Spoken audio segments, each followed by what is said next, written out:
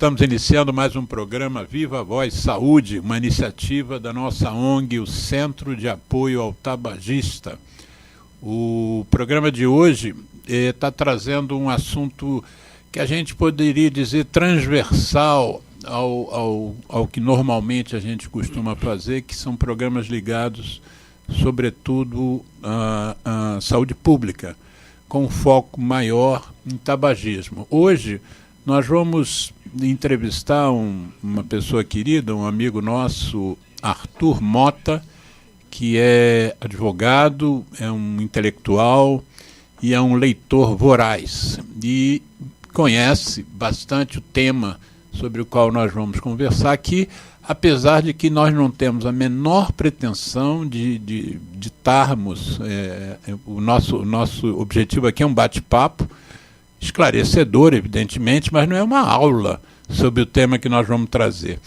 O tema em si é um tema que me atrai muito, mas, sobretudo, ultimamente, o tema que nós estamos trazendo, nós vamos conversar sobre fascismo, porque eu que sou médico, né, não sou na área de conhecimento da ciência política, não tenho não chego nem perto do conhecimento do nosso convidado, mas tem me incomodado algumas situações que a gente percebe na realidade brasileira que eu atribuo que, em parte, são posicionamentos levados por uma ideologia ou por um espectro político mais ligado à extrema-direita e que a gente poderia ir e enquadrar, mas isso vai ser melhor explanado pelo nosso convidado, o fascismo.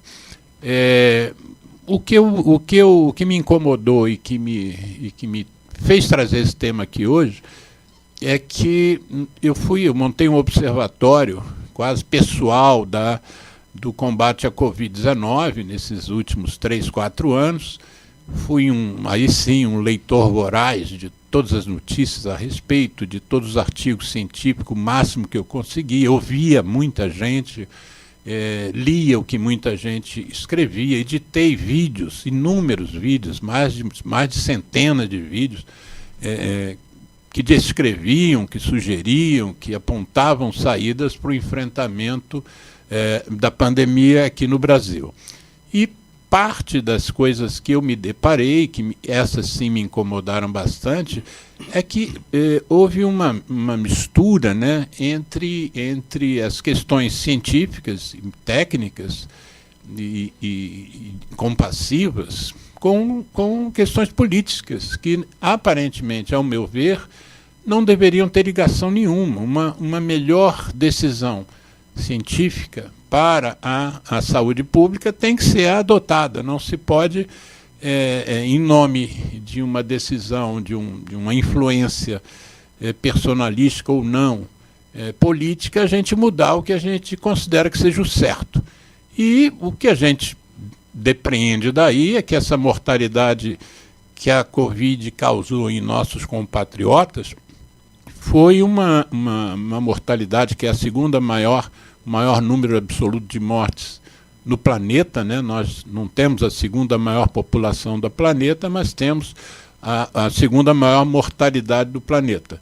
A primeira, os estudos mostram que se deu e que se dá ainda, né, porque a Covid ainda está aí nos Estados Unidos, que também foi um outro país que durante o governo anterior daquele país também adotou muitas condutas anti-ciência, não tanto quanto aqui no Brasil, mas muitas condutas anti-ciência. Então, não é uma mera coincidência que dois países que detêm a liderança no ranking de mortes no planeta tenham tanta afinidade política, tiveram tanta afinidade política durante os anos da pandemia. Mas isso é o que me motivou trazer o tema para o nosso programa, que não é um tema habitual. Mas nós agora vamos falar sobre o fascismo propriamente dito. O nosso convidado não é médico, não é da área da saúde, e me chama a atenção que Como é um termo antigo e muito usado ultimamente, me chama a atenção o fato de que tão poucas pessoas sabem exatamente do que se trata o fascismo, qual é o significado político e humanístico dessa linha de pensamento, dessa ideologia. Então, o nosso convidado chama-se Arthur Mota, ele é advogado, como eu disse, nós somos amigos de muitos anos, amigos inclusive de bairro. Muito do que me fez convidá-lo são conversas que a gente tem em botecos que a gente frequenta, no bairro do Leblon. Então, nós gostamos de uma certa boemia e o ambiente é propício para a gente conversar, é o que a gente faz com muita frequência. Eu tive um estalo, falei, bom, ele é a pessoa que eu tenho intimidade para trazer esse tema aqui ao vivo para os ouvintes e que depois vai ficar aí nas nossas redes. Arthur Mota, um prazer imenso ter você aqui nesse sábado e eu espero que a gente consiga, como eu disse, sem dar aula de história sobre o tema. Inclusive tem uma historiadora que deve estar nos ouvindo, que já esteve aqui, a professora Miridan. Se quiser participar, Miridan, qual é o telefone aqui nosso aqui para contato? 3649 3411. Se vocês quiserem participar ao vivo do programa, já falei da Miridan, mas os outros parceiros nossos, estamos aí ao vivo. Mota, faça uma apresentação sua rápida, como é que é a tua formação e tal, e o que você... por que você se dedica tanto a estudar esse tema? Eu sei que você é um leitor voraz, não só de coisas de ciência política, você gosta de muita coisa, mas fala um pouquinho desse seu pé na ciência política. Primeiro, boa tarde a todos os ouvintes da rádio. É um prazer enorme estar aqui, principalmente com meu amigo Alexandre, com quem eu bato papo praticamente todo dia sobre um ou outro assunto. A gente sempre para numa calçada qualquer e o papo se estende de 5 minutos e acaba ficando, às vezes, com meia hora, 40 minutos. Originalmente, eu sou formado em Direito pela Faculdade Nacional de Direito. Trabalhei muitos anos no Tribunal do Trabalho e sempre participei politicamente de muitas coisas. Como você falou, sempre fui um leitor voraz, sempre tive muita percepção de que a questão cultural embasa quase que tudo, né? Principalmente a questão política que nós estamos vivendo agora.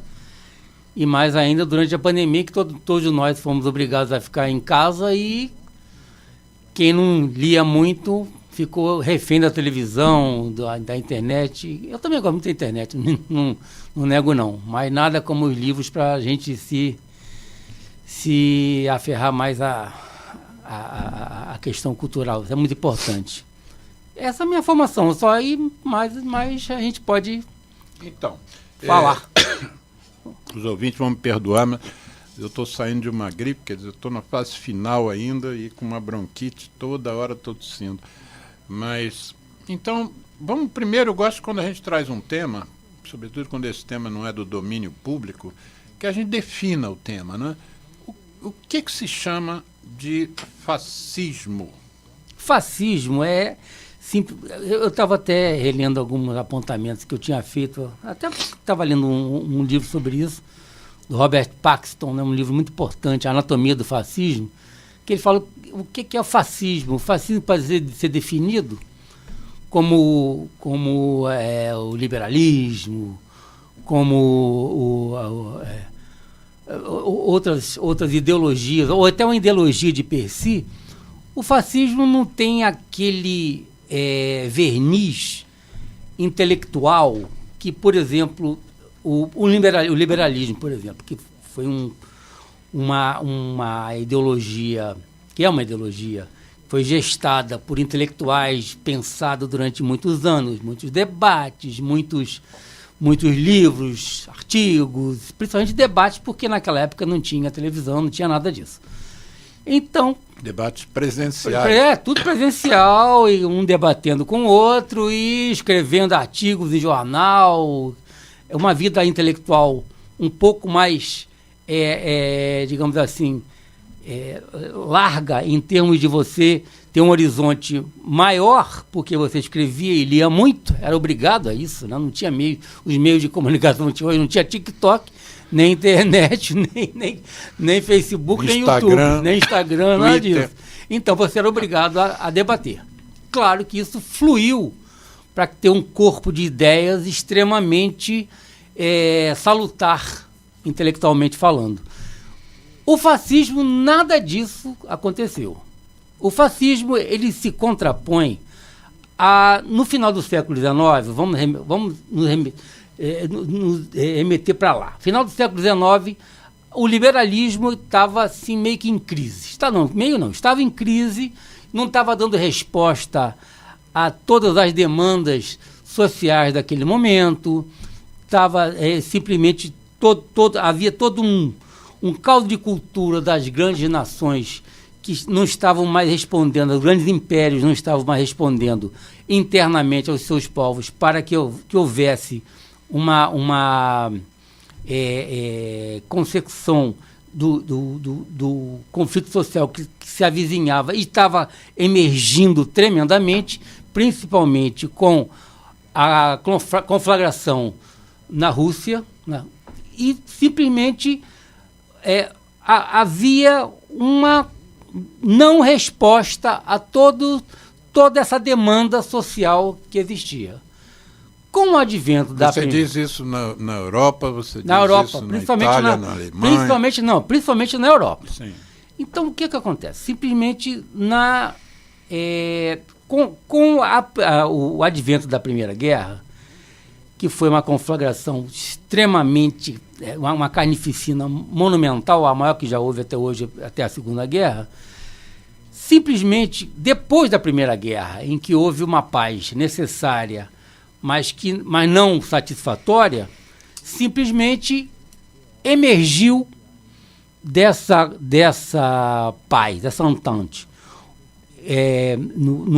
na Europa, principalmente, grupos que estavam em desacordo com o que o liberalismo, com o que toda aquela visão humanista, com aquela visão negociada do processo político tinha trazido até então, mas que não respondia às novas demandas sociais, principalmente o desemprego. Havia uma crise de capital tremenda em relação à demanda de recursos para os países mais desenvolvidos, principalmente os países da América, da Europa Central. E a Primeira Guerra, ela trouxe à baila toda essa emergência do fato social. Então, o que acontece? A situação já não estava boa já e a guerra só piorou. E a guerra piorou. Porque eu fiz você fez uma introdução aqui, remontando ao século XIX, depois nós demos um passo e chegamos na Primeira Guerra. Eu vou lembrar aqui aos ouvintes que, por acaso, não têm esse tipo de interesse, não têm esse tipo de conhecimento, que a Primeira Guerra Mundial foi de 1914 a 1918, né? Então nós já estamos aqui na segunda década do... Exato.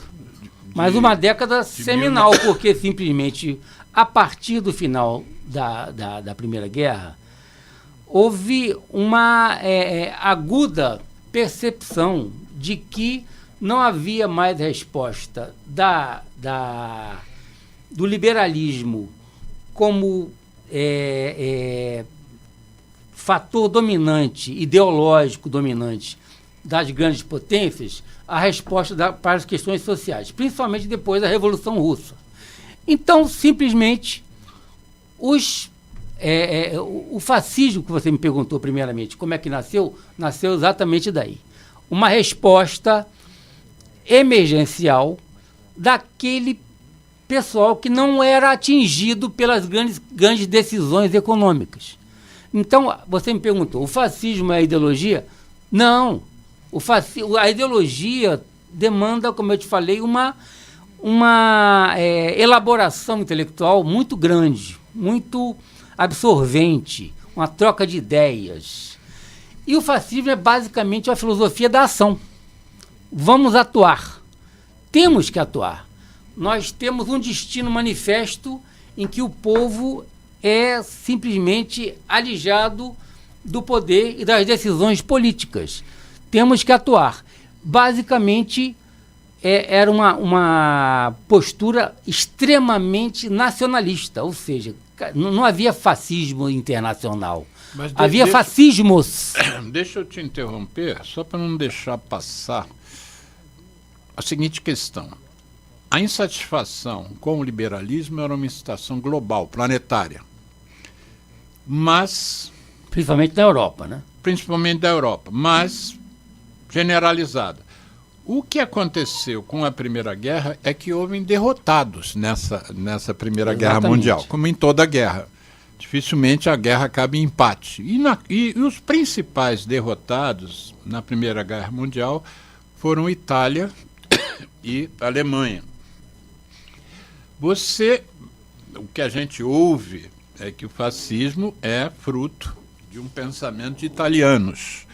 Você concorda com isso? Quer dizer, sim, havia uma insatisfação na Europa geral com o que estava acontecendo na economia e que tinha repercussões sociais, mas o fator determinante disso ter eclodido na Itália é porque a Itália perdeu a guerra. E a situação lá, se já havia uma insatisfação antes, deve ter quintuplicado, né?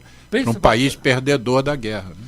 Principalmente porque, contraditoriamente, Mussolini, simplesmente ele era, no começo das ideias dele políticas, da atuação política dele, ele era socialista.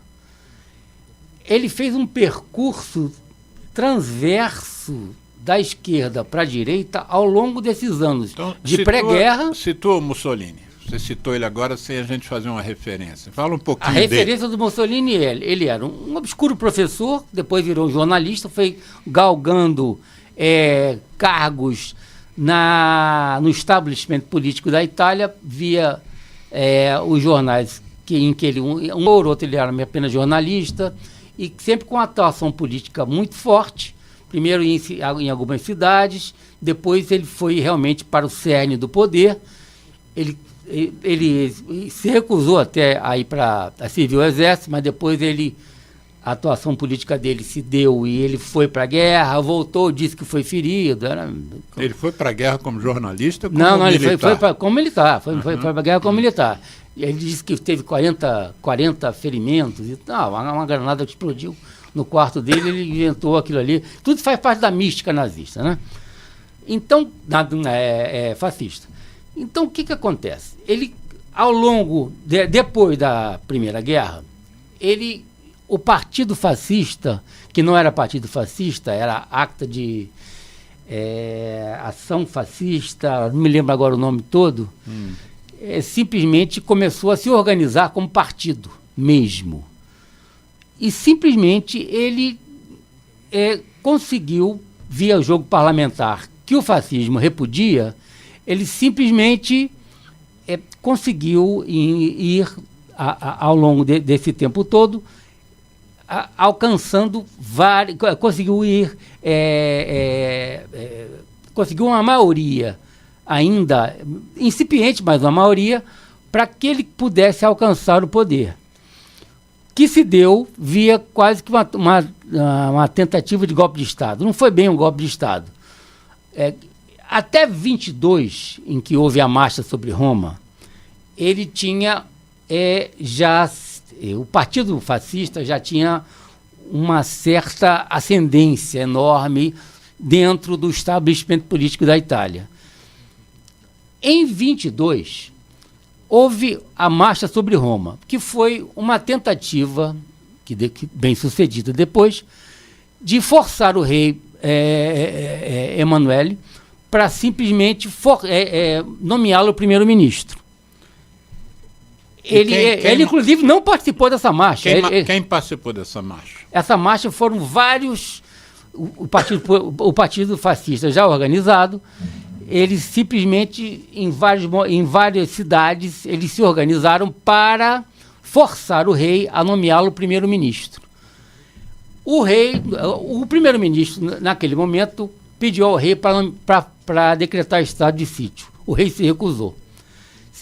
Ou seja, foi vitoriosa a tentativa de sublevação. E Mussolini, que não tinha participado diretamente da marcha sobre Roma, veio, sim, depois da marcha ter dado certo, entrou como bom líder fascista, ou seja, primeiro as massas vão, depois eu vou como condutor das massas. E foi nomeado primeiro-ministro. Daí ele passou a ser... Deixa eu interromper o seu roteiro. É porque você falou um negócio que eu acho que é bom a gente marcar, que você disse assim, que houve uma negociação lá no parlamento italiano, mas você dizendo que o partido fascista, ele repudia esse tipo de discussão parlamentar. Aí eu queria que você me explicasse Mas todos eles participam do jogo parlamentar, mas simplesmente depois ele se volta contra eles. Todo partido fascista, ele mais ou menos começa assim. Então, explica melhor isso. Simplesmente o fascismo é uma linha de atuação política em que ele necessita sempre atuar. Ele atua. Ele não há mediação com o fascista. Não há como você negociar com o fascista. Mesmo ele dentro do parlamento, é uma dificuldade ímpar você negociar com o fascista, principalmente na década de 20 e 30. Mas isso é uma forma de atuação. Sim. Que tem que objetivo? Você não negociar com o outro adversário? Porque não há porque ele repudia essa negociação. Opa. Ele repudia. Deixa eu tirar o som. Pronto. Foi. Esse repúdio porque a mediação que se dá via parlamento, para ele, isso aí é nefasto, porque impede em que haja uma contraposição de ideias. Isso para o fascismo é impensável. Não há essa mediação. Assim como não há nada que se sobreponha ao nacionalismo gritante e fervoroso de um partido fascista. Há um destino manifesto da nação, há simplesmente uma atuação sobre a vontade dos outros. É chamado chauvinismo, né? O chauvinismo é uma peça fundamental ali.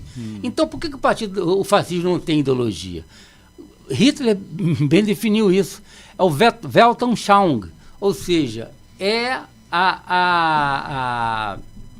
uma maneira de pensar, uma maneira de ver, a maneira como eu vejo o mundo. O fascismo é isso, não é uma ideologia elaborada, é uma maneira de ver o mundo. E ele vê o mundo de que maneira? Com o chauvinismo, Chauvinismo que é o nacionalismo, patriotismo extremado, exacerbado. Uma completa... Não, e eles evocam esse patriotismo de uma forma que eles não percebem que é doentia, né? Eles acham que é amor ao país mesmo. Não percebem. Há um culto à violência, um culto ao belicismo, a maneira do homem se realizar é via a obtenção de poder sobre outros, porque eles se julgam mais bem dotados e a necessidade de eliminar os outros. A guerra tanto ideológica quanto a guerra material, ela simplesmente tem um objetivo e tem uma importância tremenda para um fascista. Ele simplesmente não vê o outro como um adversário, ele vê como um inimigo, que nós vimos aqui até durante a pandemia, né? Trazendo para cá. Então, o que acontece? Simplesmente havia, nessa época, a vontade de fazer a guerra entre os fascistas. Era importante fazer a guerra. O fascista, ele adora fazer a guerra, por quê? Porque lá é que ele se realiza.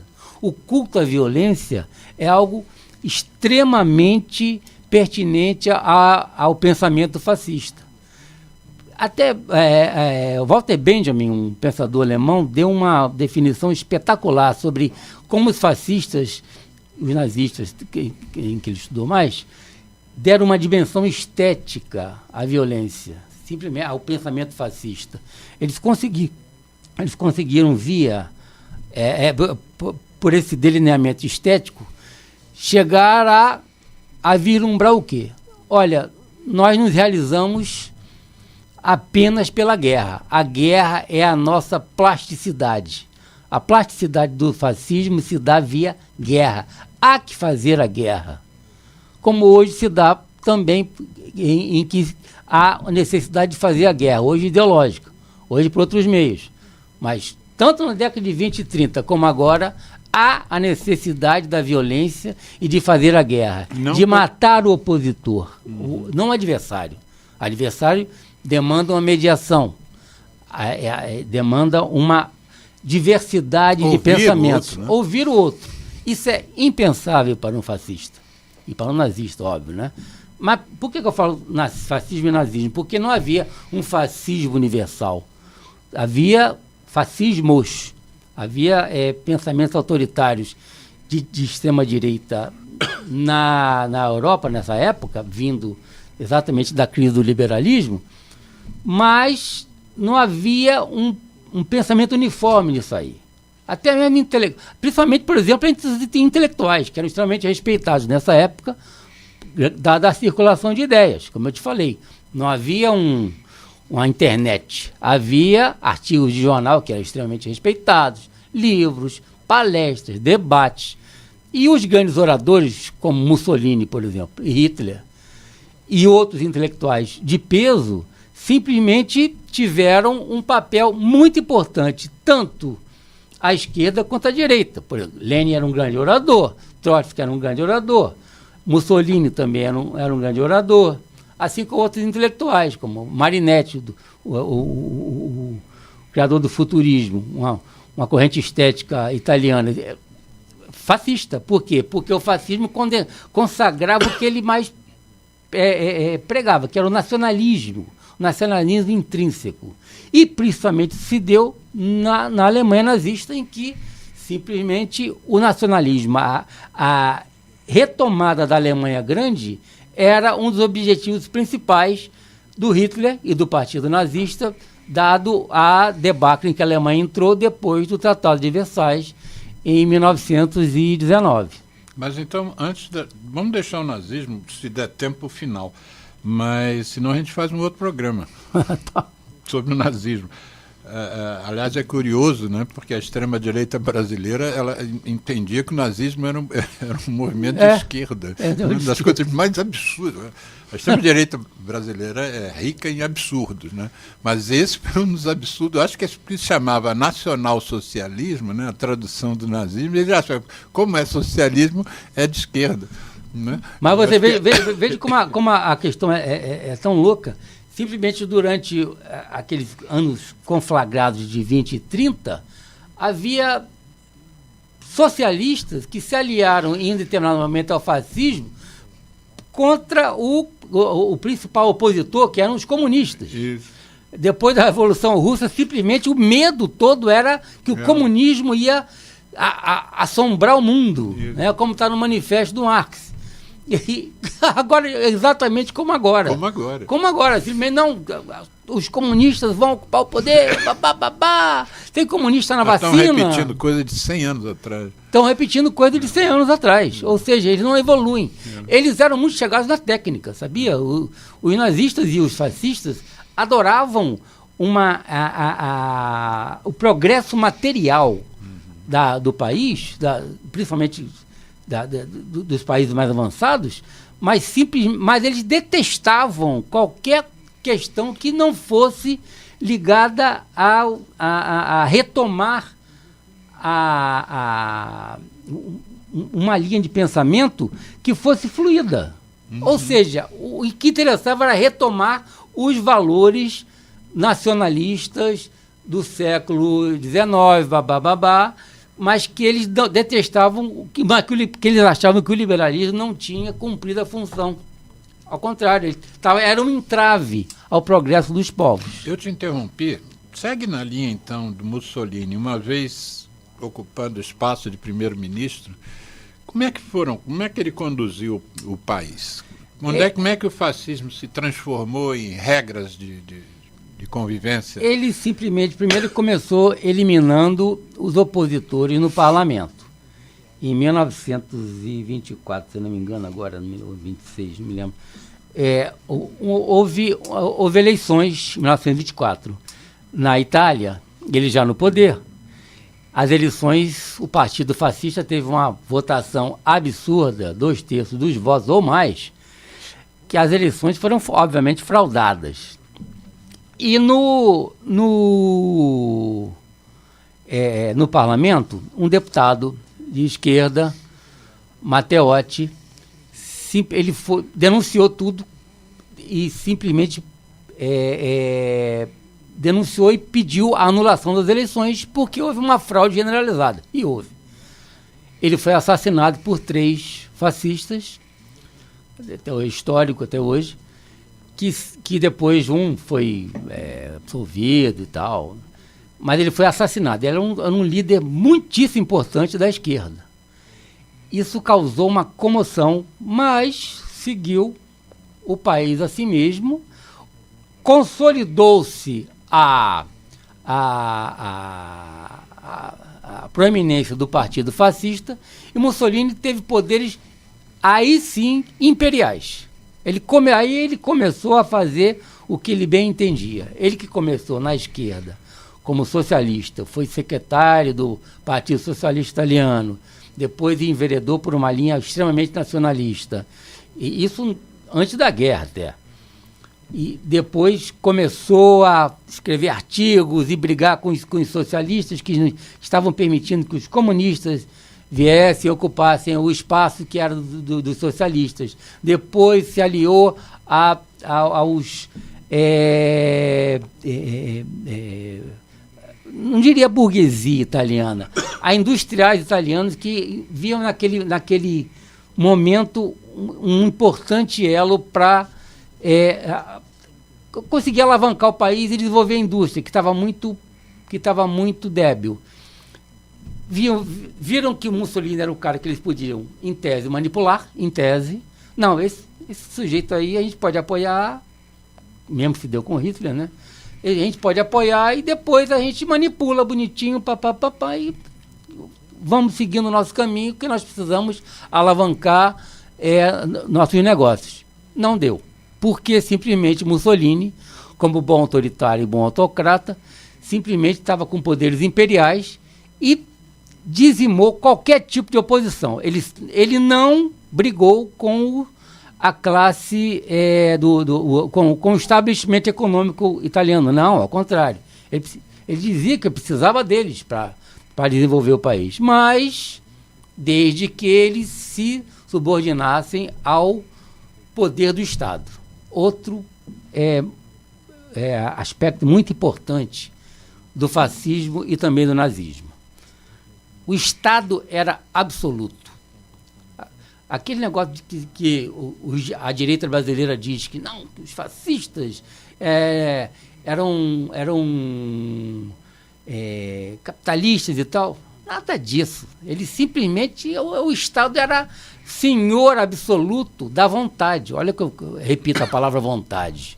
Porque a vontade era um aspecto ideológico fundamental no pensamento fascista.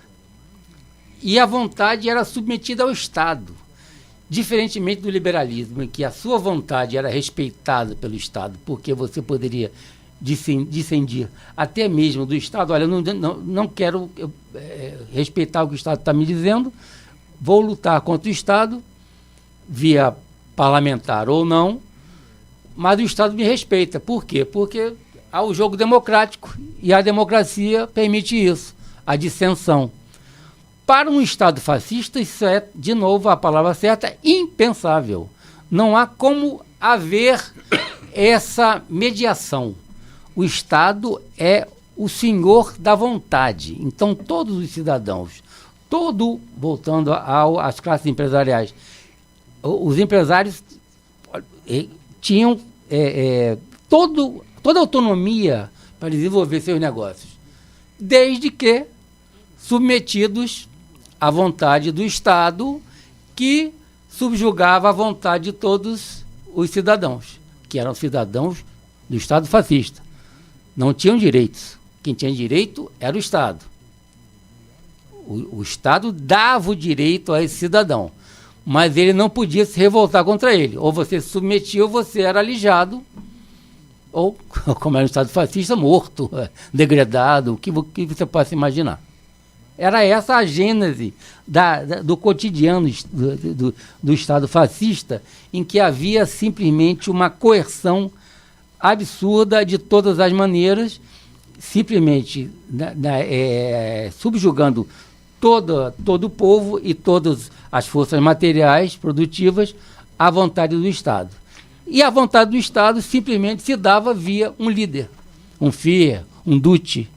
Duce é líder em italiano. Eu fiz uma pesquisa para conversar com você e me surpreendi e acabei imprimindo 22 páginas. Me surpreendi, botei lá o tema e tal, e veio muita informação. Um negócio que depois eu vou ter que ler com calma. Uma das coisas que apontou nessa minha pesquisa, eu achei interessante essa descrição. Eu vou ler aqui na íntegra esse parágrafo. Ele disse assim: desta forma, o fascismo clássico apresenta 5 características.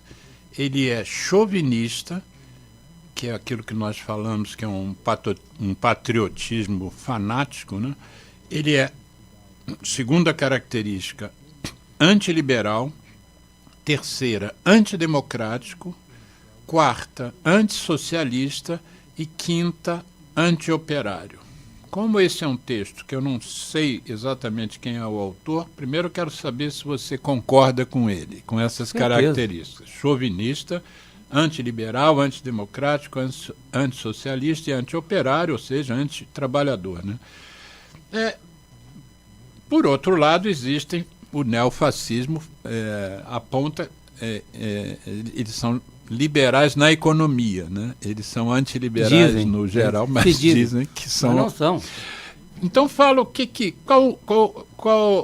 qual das características assim? Fala sobre cada uma delas. Primeiro a questão de liberalismo, né? Antiliberal é porque ele era antes o movimento, a ideologia do liberalismo que havia no século XIX. Exato, eles entendiam que simplesmente o liberalismo não estava mais dando conta de resolver os problemas sociais e principalmente a emergência da questão do desemprego. O desemprego depois da Primeira Guerra foi absurdo na Europa, e o liberalismo eles achavam que não dava, que não resolvia mais, não havia mais como essa mediação entre as classes, principalmente, não havia mais como se dar. Então eles eram antiliberais como ideologia, liberalismo como ideologia, mas eles também deviam focar nos liberais, né? Por exemplo, nos parlamentares que eram dessa linha de pensamento. Eles entendiam que poderia haver uma aproximação com os liberais, até mesmo um acordo tácito com os liberais, mas nada dessa convivência com os liberais. Tanto que tanto Mussolini quanto Hitler desprezaram o parlamento de todas as maneiras, e simplesmente os parlamentos foram ignorados, fechados. Por quê? Porque não havia mediação. E o liberalismo, antes de qualquer coisa, ele prima pelo debate de ideias, pela conjugação de forças, por ceder alguma coisa, e não há como um fascista ceder nos seus argumentos. Ele se julga o dono da verdade. Uhum. E o dono da verdade é encarnado no líder, no Führer ou no Duce. Uhum. Ele é o condutor daquela verdade. É uma verdade absoluta. E é gozado que, pela sua introdução, no início do programa, você disse que o liberalismo foi fruto tinha um debate amplo de ideias, né? Ao longo de anos, décadas, séculos. O fascismo ele não foi fruto de nada, né? Nada. Foi de pessoas que se juntaram e disseram que vão fazer isso. O partido não tem, o fascismo ele não tem não há necessidade de debate no fascismo, porque há um Duce, há um Führer que conduz a vontade daquelas massas. Depois até podemos falar do conceito de massa, né, no fascismo, no nazismo, que simplesmente essas massas se submetem dadivosa ou autoritariamente à vontade do condutor dessa massa. Ele que sabe o destino. Ele que sabe, por exemplo, a hora em que deve ser distribuída a vacina ou não. Voltando para cá, né? Um pouquinho. Então, se há a menor possibilidade de discordância com essa vontade popular, digamos assim, essa vontade unânime quase, em que o Duce ou o Führer fala, vamos fazer isso, não há como discordar. E o liberalismo implica em quê? Em que você medeie as ideias, que haja um conflito. E o conflito é devastador para um nazista ou para um fascista. Ele não admite ser contestado nas ideias ou na condução da palavra política que determina os seus destinos. Não há nisso. Então isso vai direto para outra característica citada aqui de ser um movimento antidemocrático, né? Porque... Completamente. Eles têm horror à democracia, apesar de aceitarem a democracia burguesa com parlamentos, com voto popular. Você vê que tanto o partido fascista como o partido nazista alcançaram o poder pelo voto popular. Uhum. Mas desprezaram completamente depois. Por quê? Porque não há a menor possibilidade de mediação de ideias entre um fascista e um democrata. Não existe isso. E por que essa visão, você concordou com ela, mas se você quiser discordar agora não tem problema nenhum, essa questão de considerar o fascismo como anti-operário ou anti-trabalhador?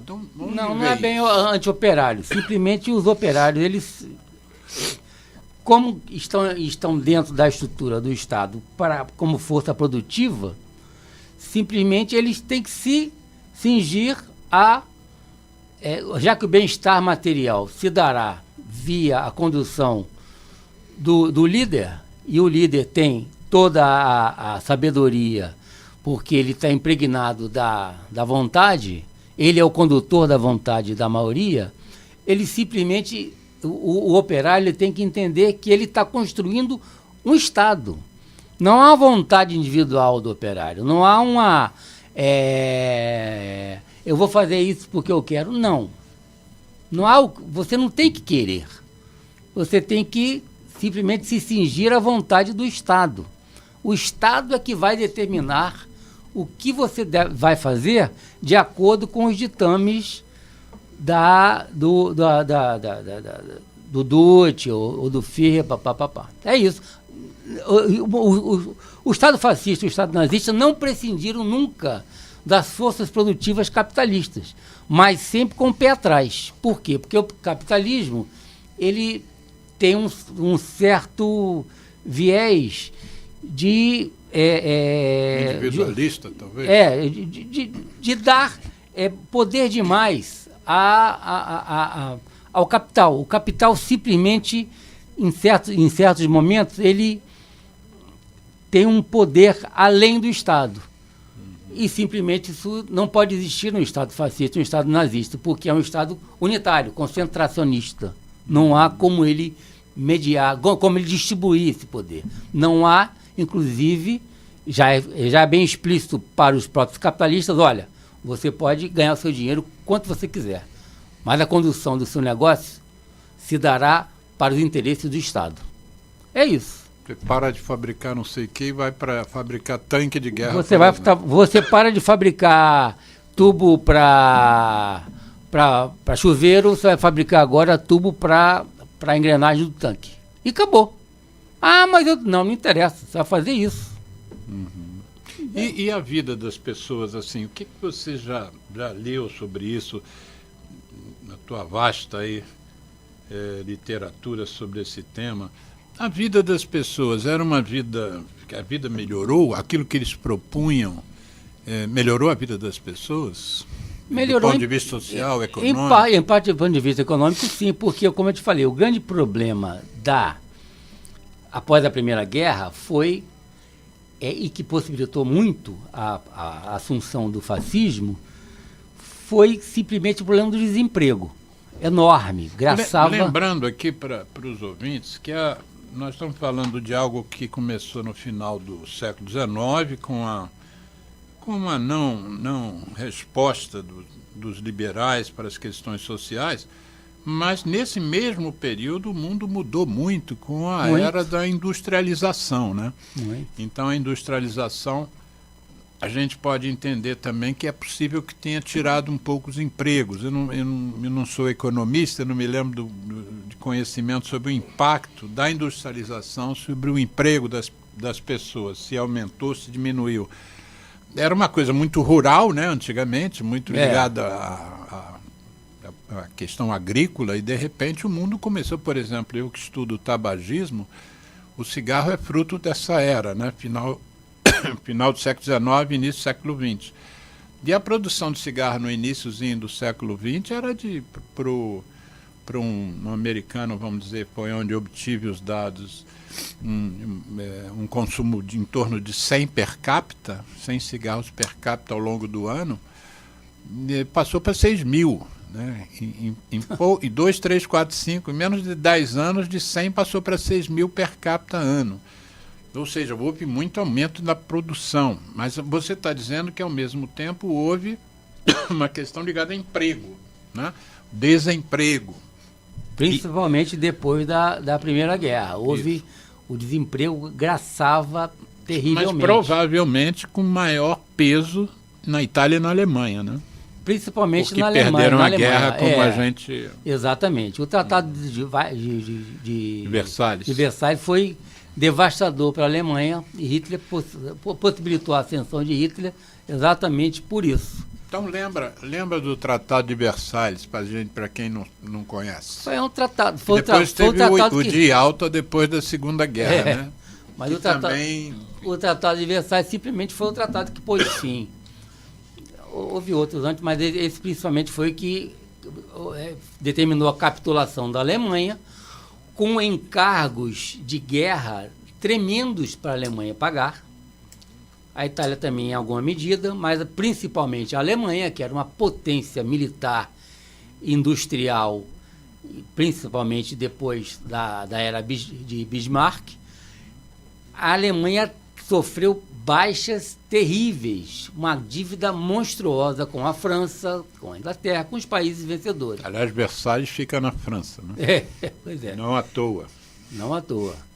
E simplesmente houve... foi uma tragédia... Econômica. Aliás, só um detalhezinho. Quando Hitler... quando a França assinou a capitulação, quando os nazistas invadiram a França, Hitler fez questão de assinar a capitulação da França, exigiu que os generais franceses fossem assinar a capitulação no mesmo trem, no mesmo lugar em que houve a assinatura da capitulação da Alemanha na Primeira Guerra. Ele fez questão disso. Imagina. Ou seja, havia uma necessidade de vingança tremenda contra os países vencedores. Mas isso possibilitou que, depois de Versailles, que os países vencedores... houve uma reorganização do capitalismo internacional, mas houve também uma desarrumação dos mercados internacionais de matérias-primas. E, simplesmente, os fluxos de capitais já não se davam de uma maneira tão intensa. Algumas produções nacionais não conseguiam mercado, não conseguiam mais ter aquele fluxo tremendo. como tinha antes da Primeira Guerra e tal. Ou seja, também o mundo mudou, óbvio. Mas o desemprego era a tônica, porque já não havia mais como as indústrias, a economia, as economias nacionais conseguirem um nível de sustentabilidade econômica do povo de uma maneira que fosse confortável. Não existia mais. Então houve, principalmente na Alemanha, um desemprego avassalador e uma inflação monumental por incompetência muito dos dirigentes alemães. Daí a desvalorização tremenda do marco e tudo. Você usava um carrinho de mão cheio de marcos para comprar pão. É uma coisa tremenda. Possibilitando que um agitador qualquer, geralmente uma figura medíocre, geralmente uma figura menor, alcançasse o proscênio político. Por quê? Porque havia massas insatisfeitas, desempregadas, extremamente suscetíveis ao canto da sereia autoritária, ou ao canto da sereia que, olha, nós vamos fazer isso. O Estado não está conseguindo mais, o Estado capitalista, os liberais que estão no poder não estão conseguindo dar a prosperidade que você merece. Esse foi o discurso, tanto de Mussolini antes, quanto principalmente de Hitler depois, que possibilitaram a ascensão desse pensamento autoritário. Sempre tem um líder conduzindo isso, claro, mas é um líder medíocre. Não é nunca aquele grande articulador de ideias, nada disso. É sempre um obscuro capitão, um obscuro cabo, um obscuro jornalista, como Mussolini. O Hitler era o quê? A categoria dele? Ele foi cabo, depois foi agitador, um pintor medíocre. Mas que o Hitler foi pintor? Ele tentou ser pintor, foi um pintor medíocre, não foi aceito na Academia de Belas Artes. E foi cabo na Primeira Guerra, foi ferido, até conseguiu uma medalha, né? Mas depois começou a se juntar a agitadores, geralmente agitadores de direita. Só que o nazismo alemão ele tem uma característica que o fascismo não tinha, que era a questão racial. A Alemanha... Eu ia te perguntar isso agora. A Alemanha tinha uma carga de, digamos assim, nacionalismo muito forte. Muito. Era além do nacionalismo, na verdade, né? Era. Já descambava mesmo para a raça. Descambava mesmo para a raça, exatamente. E você acha que Mussolini não tinha esse discurso? Não, ele não tinha esse viés, não tinha. Até 1938, quando ele se aliou a Hitler, ele não tinha esse viés da raça, tinha simplesmente o pensamento fascista. Hitler até falava que devia muito a Mussolini, nessa... desse pontapé inicial do pensamento mais reacionário para chegar ao poder. Uhum. Só que Mussolini não via, por exemplo, os judeus como empecilho. Hitler não, achava que os judeus eram simplesmente o problema central da Alemanha. Por quê? Porque eram usurários, remonta à Idade Média, depois ao Renascimento, ou seja, vem de séculos atrás. Mas qual era a concepção que ele tinha, que ele trouxe lá da Idade Média sobre os judeus? Porque os judeus, eles como eram um povo extremamente, como eu diria, unido, e uns se ajudavam mutuamente, mas ao mesmo tempo eles, não é que era um povo nômade, eles simplesmente se localizavam em determinada terra e tinham aquelas... não eram muito permeáveis à miscigenação, até hoje, né? Tem alguma coisa, né? Mas claro que completamente diferente daquela época. E tem uma noção do dinheiro que era de bens materiais extremamente própria. E Hitler achava que isso era extremamente nefasto para o povo alemão. Havia um componente racial mesmo, como hoje entre o racismo contra os negros, Havia na Alemanha era algo assim quase que dogmático. Judeu não interessa, vamos eliminar os judeus. Não conseguiram eliminar até um determinado momento. Quando assumiram de vez o controle do Estado, e passou a ser uma política de Estado. A eliminação antes não era nem eliminação, até o início da Segunda Guerra. Era simplesmente afastar, a não ser a longa noite dos cristais, em que houve dizimaram uma boa parte da população judia. Mas durante a Segunda Guerra virou sim programa de Estado mesmo, eliminar todos. Isso Mussolini não tinha. Até 1938, Mussolini não tinha muito... O fascismo italiano não tinha muito essa percepção de que não vou mexer com o judeu agora, inclusive, porque alguns estão até colaborando com a economia fascista. Você mencionou essa ligação do Mussolini com Hitler a partir de 1938.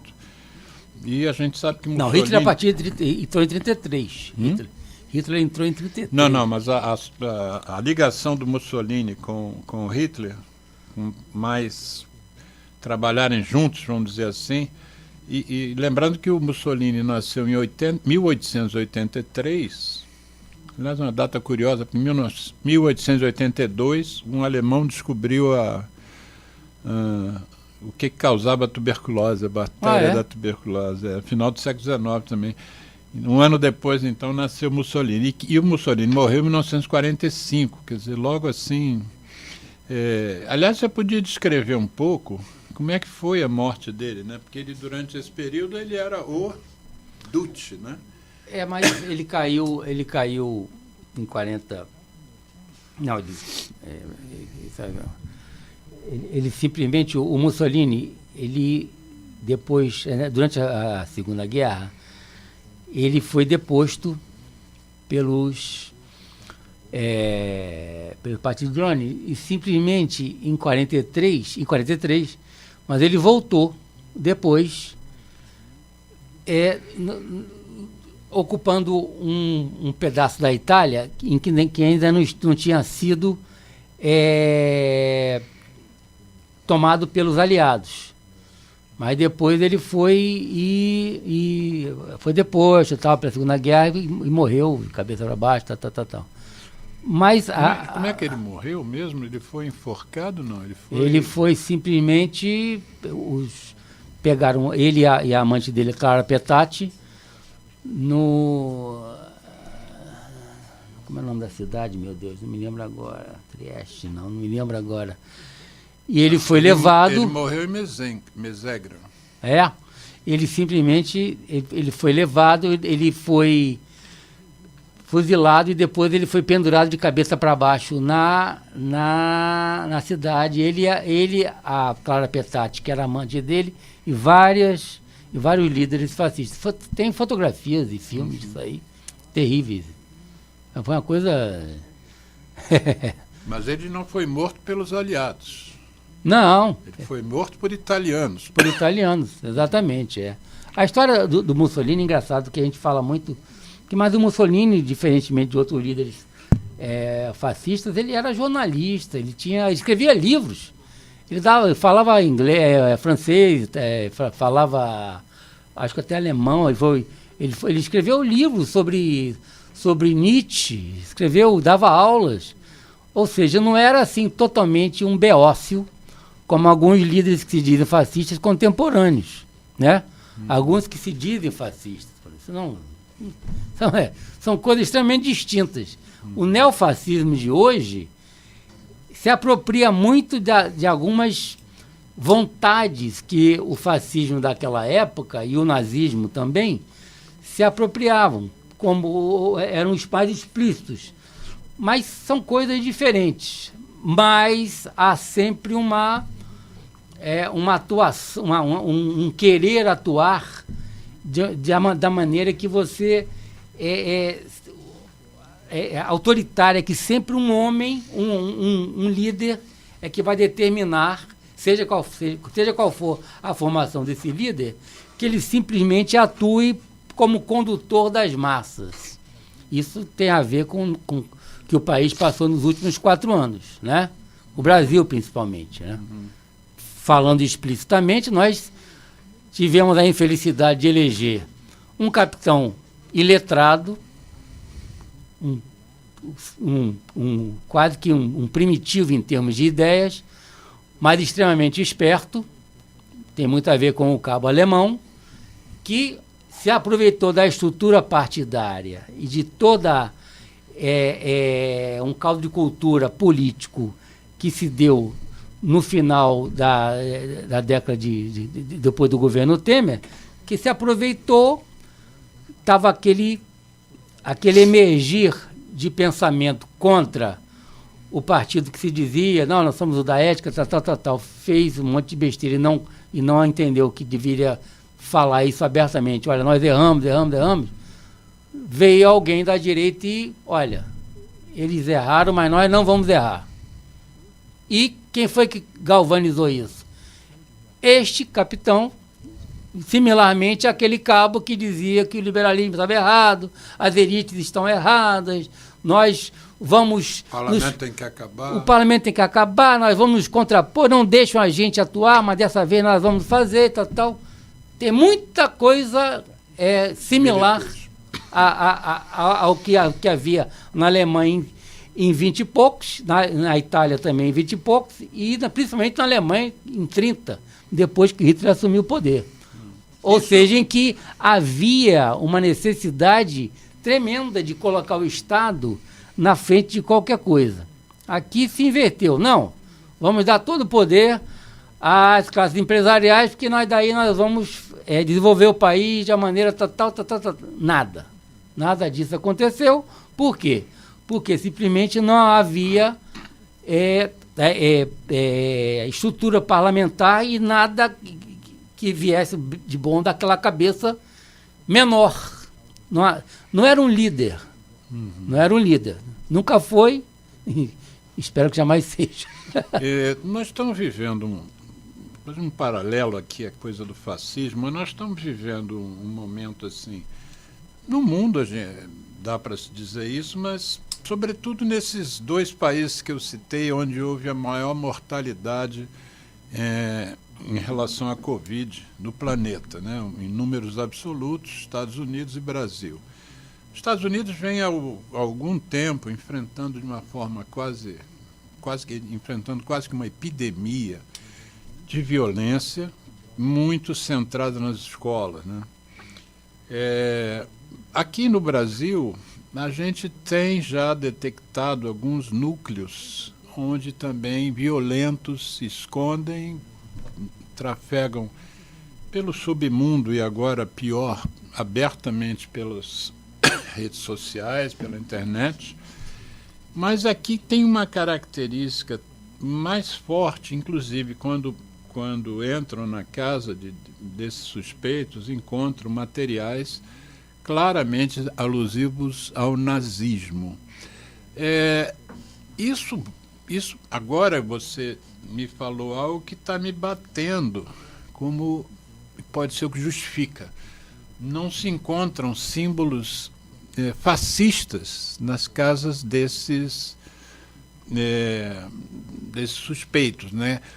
Porque é uma das diferenças marcantes entre o fascismo e o nazismo, uma questão individual de pessoa, né? De tipo de pessoa, a cor da pessoa, de onde a pessoa é. Se a pessoa, por exemplo, no Brasil é nordestina, você vê que os neonazistas brasileiros têm uma coisa contra o nordestino, contra a mulher, né? Contra os homossexuais. É racial. Mas parece que é além da raça. Por exemplo, houve uma descoberta recente de diálogos que eles descobriram infiltrados nessas redes neonazistas, em que a mulher era descrita como o que de pior existe. A discriminação contra o gênero, né, é maior do que contra a raça. Mas isso era uma das questões principais do nazismo. Como eu te falei, existiu não um fascismo, vários fascismos existiram. O fascismo italiano é uma coisa, o nazismo foi algo além, foi uma variação mais diabólica e mais tenebrosa do fascismo. Por quê? Porque o nazismo, ele simplesmente atuava na vontade, mas ele tinha nuances em que, por exemplo, ele tinha como principal público os jovens. A juventude era o principal objetivo do nazismo, porque ele queria forjar um novo homem. A raça ariana, que era a mais importante, que deveria ser glorificada. E para isso você precisava forjar homens, principalmente homens, nada de mulher. A mulher era completamente, deveria ser submissa ao Estado, porque o Estado que iria determinar a feitura de novos homens, de uma nova raça. Por isso que as meninas alemãs eram subjugadas e forçadas a transar com aqueles meninos da juventude hitlerista, os arianos, os menininhos, para forjar um novo ser. A propaganda nazista era muito... Elas eram obrigadas a ter relações, não? Elas eram obrigadas a engravidar. A engravidar. O prazer não existia. Aliás, Reich falava exatamente disso, que o grande problema do nazismo era a questão sexual, porque havia uma frustração sexual ululante na elite nazista, né? Ele fala muito nisso na Psicologia de Massa do Fascismo. Um grande livro. Fala quem foi o Reich. Reich foi um psicanalista alemão muito importante na década de 30, que simplesmente atuava no campo da vontade sexual, de como a vontade sexual ela teria, na condução da personalidade humana, uma questão, ela derivaria de uma... ela encaminharia o ser humano para uma questão extremamente política. Ao controlar o sexo, o Reich falava que o nazismo queria controlar o sexo, principalmente na juventude, a questão passava menos a ser social e passava a ser política. O sexo era político. Isso é extremamente diverso do pensamento nazista, que queria, sim, controlar o desejo. O desejo deveria ser o desejo do Estado. O Estado é que determinaria, olha, o seu desejo tem que ser jogado, todo objetivado para a guerra, para a violência, para a consecução dos objetivos do Estado, que é alcançar a guerra de ocupação, alcançar o Estado, alcançar os territórios que nós, a Alemanha, somos detentores historicamente, mas nos tiraram em 19, com Versalhes, com o Tratado de Versalhes. A Hitler cunhou aquela frase, o Lebensraum, a Alemanha precisa do espaço vital para se expandir, porque historicamente sempre foi dela. Então a juventude era completamente compelida a seguir o ditame do Estado para um objetivo único, que era a guerra, que era conquistar territórios e que era forjar um novo homem. A mulher, nesse caso, era submissa. Ela não tinha vontade. Reprodutora, né? Ela era uma reprodutora. Ela era vista como uma reprodutora. E impensável também o desejo entre as classes. Entre as classes e entre as raças. Era crime você ter relações com uma mulher judia. Era preso. Em alguns casos até morto. Onde vem essa... Qual é a tradução da coisa, da raça ariana? Esse ariano vem da onde? Esse ariano, se eu não me engano, eu não me lembro mais disso, vem de toda até uma que tradição. Enfim, alguma coisa que você não emerge rápido. Uma tradição vem nórdica, vem desde... não me lembro agora. E nessa pesquisa que eu fiz aqui, onde é que foi que eu vi isso? acho que foi no final, nessa pesquisa que eu citei. A gente vai continuar o bate-papo, mas eu daqui a pouco vou procurar a origem da palavra fascismo, que vem de faces, é uma palavra em latim, né, facies, que designa o termo fascismo é derivado da palavra em latim faces, F-A-S-C-E-S, que designava um feixe de varas amarradas em volta de um machado e que foi um símbolo do poder conferido aos magistrados na República Romana de flagelar e decapitar cidadãos desobedientes. Eram carregados por lictores e podiam ser usados como castigo corporal e pena capital. Mussolini adotou esse símbolo para o seu partido, cujos seguidores passaram a chamar-se então de fascistas. O símbolo dos faces, né, aquelas varas amarradas, sugeria a força pela união. Isso. Uma única haste é facilmente quebrada, enquanto o feixe é difícil de quebrar. Símbolos semelhantes foram desenvolvidos por diferentes movimentos fascistas. Por exemplo, o símbolo da falange espanhola, que é composto de 5 flechas unidas, aí nós já estamos falando na Espanha, não, mas na Itália, unidas por uma parelha. Ou seja, tem todo um simbolismo que envolve essa questão que a gente está trazendo. O fascismo e o nazismo, eles se utilizavam muito de símbolos, né? Muito. Foi o primeiro partido de massas mesmo, que simplesmente apavorou os liberais, foi exatamente isso, que foi um partido, foi um movimento engendrado para as massas, as massas despossuídas que naquele momento não tinham vislumbre de uma melhora com os partidos liberais, com os partidos conservadores daquela época. Então, ou seja, extremamente suscetíveis a um canto de sereia, como eu já tinha falado, de um líder messiânico com um vislumbre de melhoria imediata, como foi Hitler, como foi Mussolini. Na verdade, quando a gente está se referindo ao povo alemão e ao povo italiano nessa época que sucumbiram ao que você está chamando muito bem de canto de sereia, né? Na verdade, os líderes, de uma forma geral, eles sejam líderes que te encaminhem para a harmonia e para a paz, sejam os líderes que te encaminham para a guerra, ou a guerra contra outros países, mas ou outras pessoas, né, que a gente nota muito isso aqui, o discurso político aqui no Brasil tem apontado muito nessa direção, né, uma coisa de extermínio do outro, né?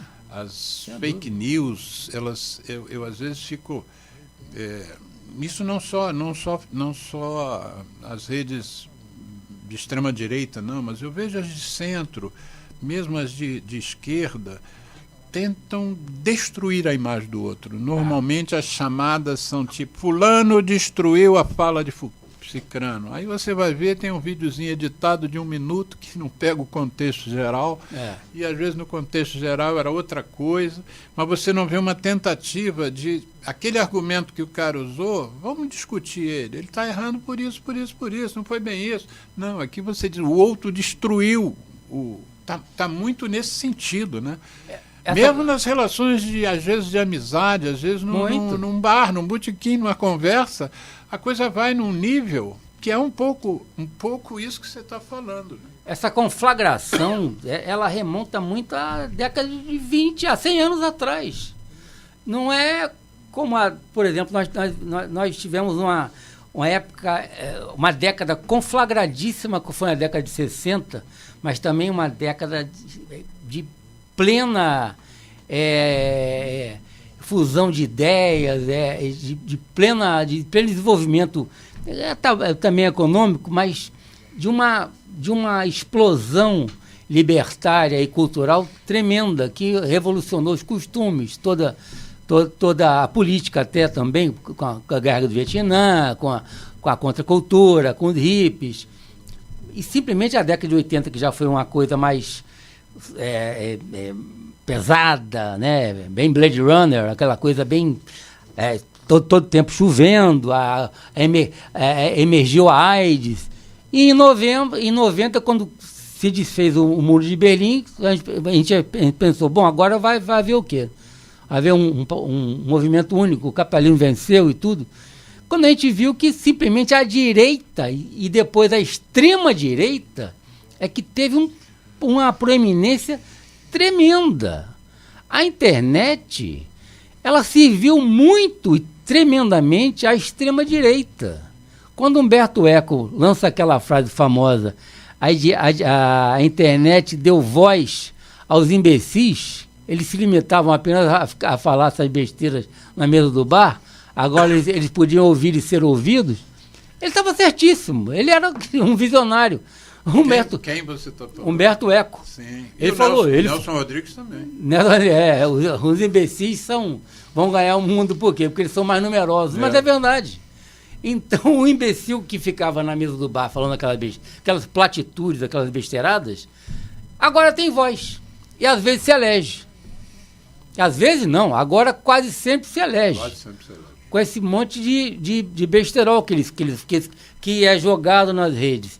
E isso a extrema-direita é extremamente competente em pegar o pessoal, o povo mais humilde ou iletrado, ou aquele que não tem muita perspectiva. Te lembra algum eleitor de 1920? 1930? É mais ou menos o mesmo público. Era o público da Alemanha nazista? Era o público da Alemanha nazista e era o público do fascismo também, mas mais ainda do Hitler. A Alemanha tinha uma vivência política tremenda, mas simplesmente o que controlava lá era a elite alemã. A elite alemã era muito forte, principalmente a elite universitária. Geralmente, os primeiros ministros da Alemanha, até a assunção do Hitler, eram forjados, na universidade, eram professores, o reitor de uma universidade tal já era cotado para ser ministro ou primeiro-ministro.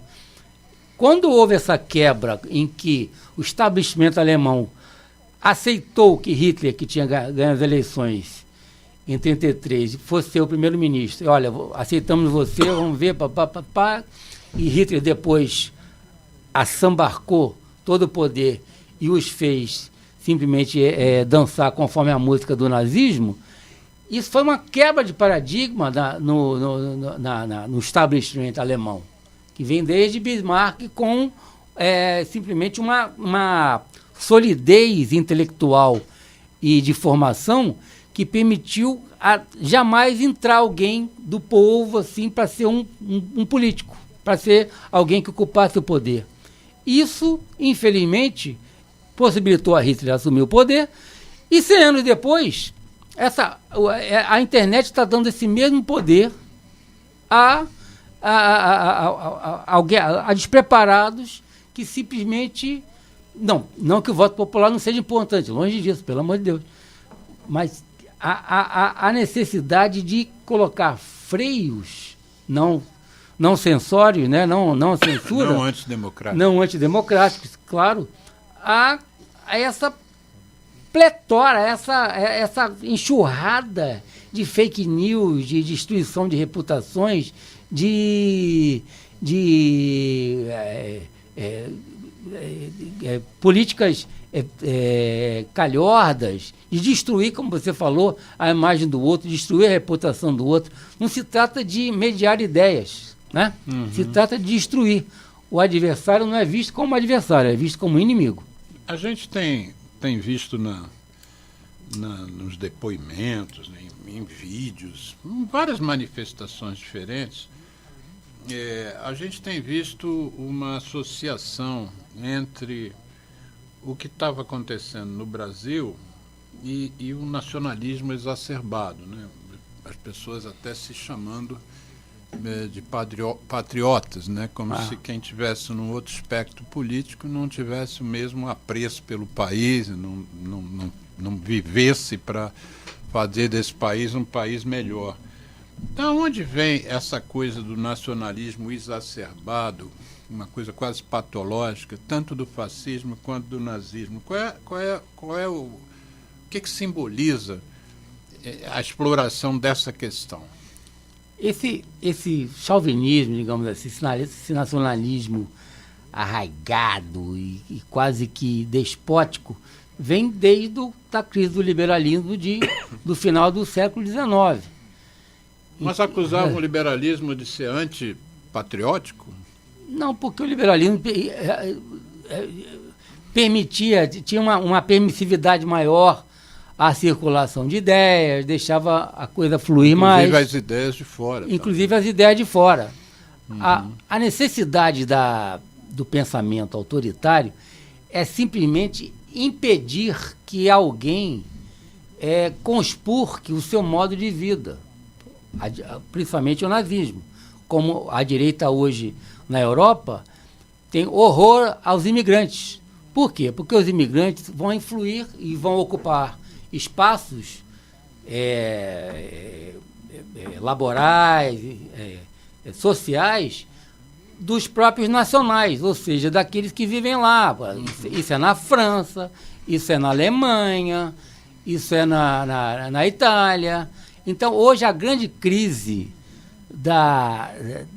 europeia é a crise da imigração, e que dá voz ao pensamento de direita mais exacerbado, que vem do pensamento lá de 1920 e 30.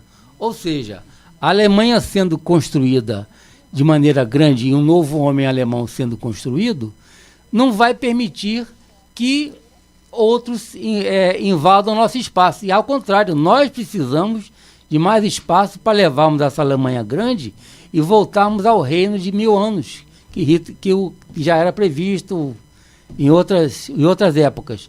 Simplesmente o Lebensraum foi o condutor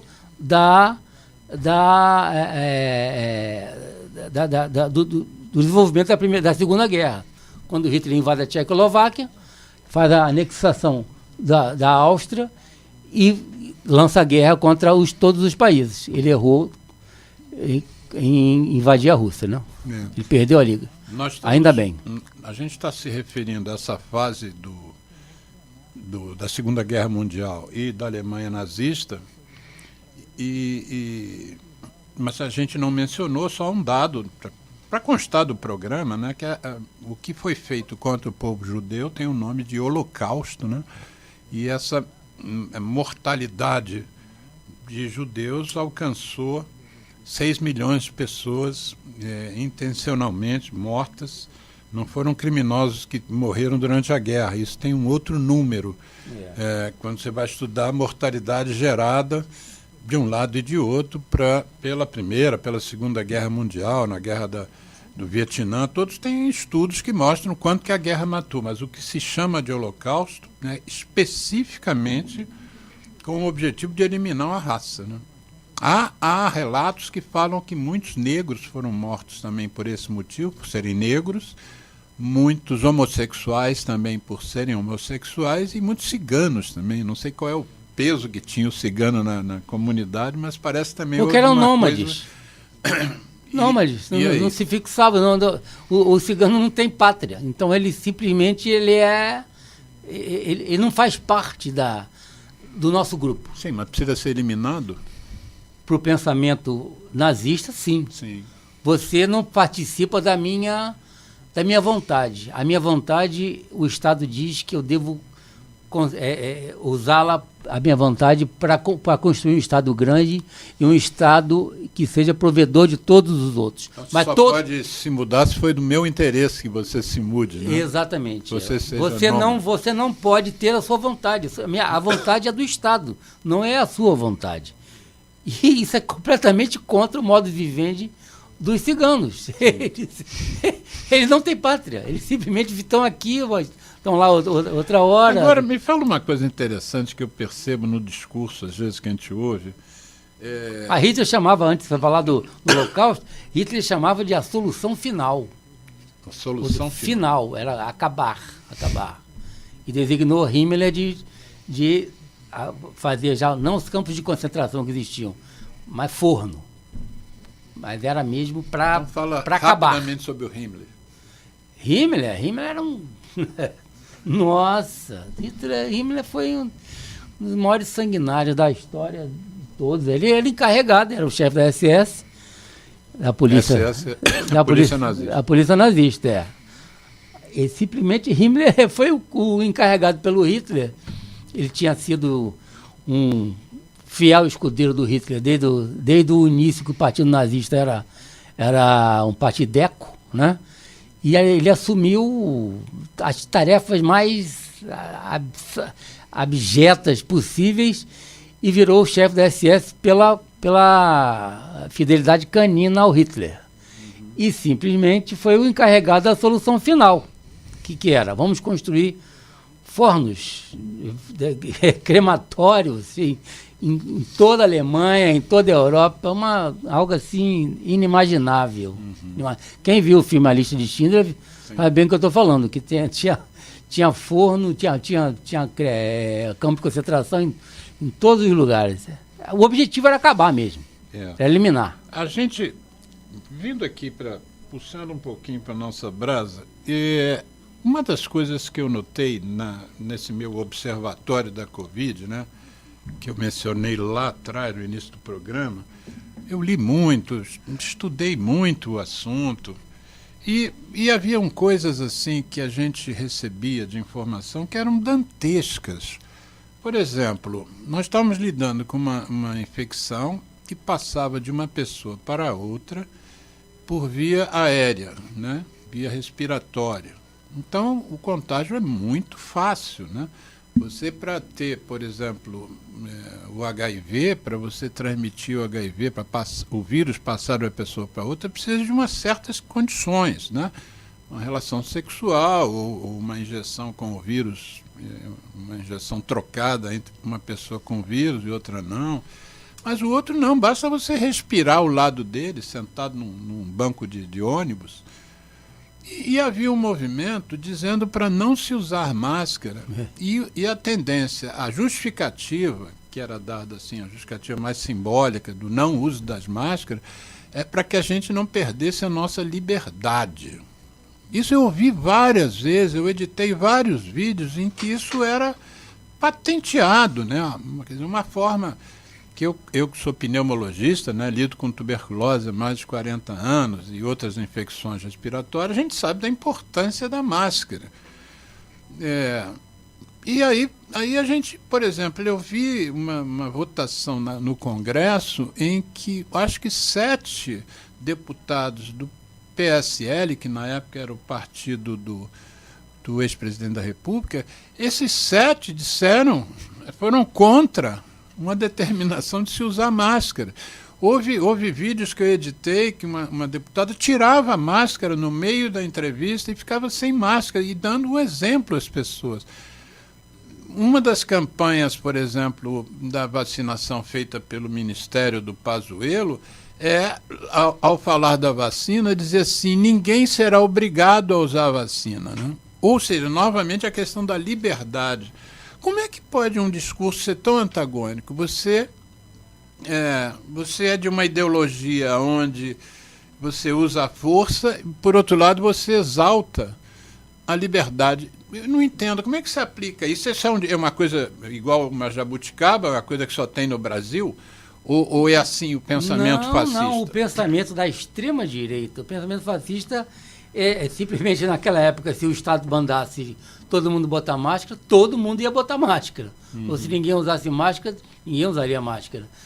Agora, se tem uma coisa que os nazistas sempre fizeram foi prestigiar a técnica e o desenvolvimento material.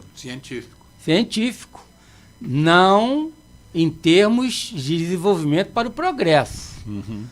No sentido de criar um novo homem. Vide as experiências bárbaras do Mengele nos campos de concentração. Então, fala um pouquinho dessas experiências bárbaras. Não, eram coisas horrendas. Mengele era médico, né? Era um Joseph médico, Mengele, né? Dizem, pelo que eu li, que era um médico brilhante. E que morreu no Brasil, né? Pelo que que morreu no Brasil. Tem um filme muito bom, Os Meninos do Brasil, um filme muito interessante, falando sobre ele. Ele simplesmente fazia experiências horrendas com criancinhas, quebrava o braço das criancinhas várias vezes para ver quantas vezes ele podia ser cicatrizado novamente para que não houvesse uma sequela. Uma loucura, simplesmente... isso fazia parte do desenvolvimento do novo homem. O novo homem tinha que... A ciência alemã, nazista, achava que não, vamos fazer experimentos porque o novo homem não pode sofrer essas sequelas novas, essas sequelas que ainda vamos experimentar. Eram crianças judias. Judias. Não, alemães Essas não. Experiências eram todas não, feitas alemães não, judias. Ou os alemães que eram simplesmente, digamos assim, anormais. Os autistas, os loucos, os homossexuais, também alguns, tentou-se a cura de homossexuais, mas nos campos de concentração vigia a completa barbárie, a mais completa barbárie, se tirava órgão, é uma coisa horrenda e absurda. E você que é brasileiro como eu, nasceu aqui, vive aqui, gosta de futebol, você é Botafogo, eu sou Vasco, nós dois somos doentes pelos nossos times, nós vivemos uma realidade, enfim, gostamos de boteco, gostamos de papo. O que você acha que atrai, né, o fascismo e o nazismo ainda em brasileiros? Por que você acha que brasileiros se sentem atraídos por esses símbolos, por esse pensamento? Eu sei que você não é um sociólogo nem um antropólogo, né? O que você vai falar aqui é o que você acha. Aí já não entra mais a sua cultura, entra a sua percepção. Mas eu fico o que está faltando para essas pessoas entenderem que isso foi uma roubada extraordinária e tem gente querendo que isso volte? O que você acha que leva a isso? Se você perceber bem, o Trump ganhou da Hillary por poucos votos. A Hillary, inclusive, tem mais votos populares do que o Trump. E é um país extremamente desenvolvido. E o Bolsonaro perdeu para o Lula por um ponto e pouco. Simplesmente isso aí demonstra o quê? Que a extrema-direita ela está conseguindo, nessa quadra da humanidade, uma amplitude que ela demorou décadas para conseguir. Vide a ascensão do nazismo e a ascensão do fascismo. Com a emergência das redes sociais, simplesmente esse discurso de oposição ao outro e de integração ao meu pessoal se dá de uma maneira muito mais fácil. E a esquerda não entendeu ainda que esse é o grande problema do futuro, do presente já e do futuro. Então a direita está com muita possibilidade de voltar, não só aqui como lá. Por quê? Porque ela alcança todas as camadas com um discurso extremamente simples. Extremamente simples. Vou te dar a felicidade imediata. Nada de como os evangélicos fazem, né? As igrejas evangélicas. Olha, eu vou te dar o céu aqui. Daí, todos os pastores terem milhões, porque, olha, o que você der agora, eu vou te dar a possibilidade do céu estar aqui.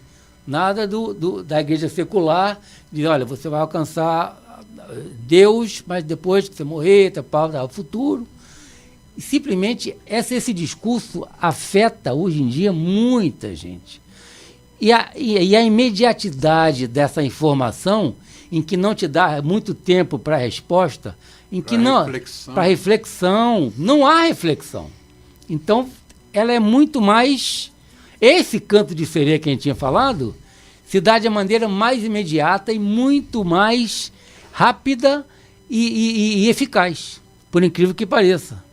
O pensamento progressista não entendeu ainda que ele tem que combater, democraticamente até, sempre, aliás, mas de uma maneira imediata esse tipo de coisa. Daí o Lula queria fazer realmente uma legislação anti-fake news, como nos Estados Unidos também está sendo gestado, porque a direita entendeu que esse é o caminho dela e onde ela pode se perpetuar, inclusive, no poder. Porque, na verdade, o combate à fake news já vem, inclusive, antes do Lula, né? Já vem antes do Lula. Vem do ano passado. Né? Vem antes do Lula, é verdade. Movimento organizado, porque já há essa percepção do poder nefasto das fake news e das redes na eleição, inclusive, do Trump, né? Tem vários documentários sobre isso, né?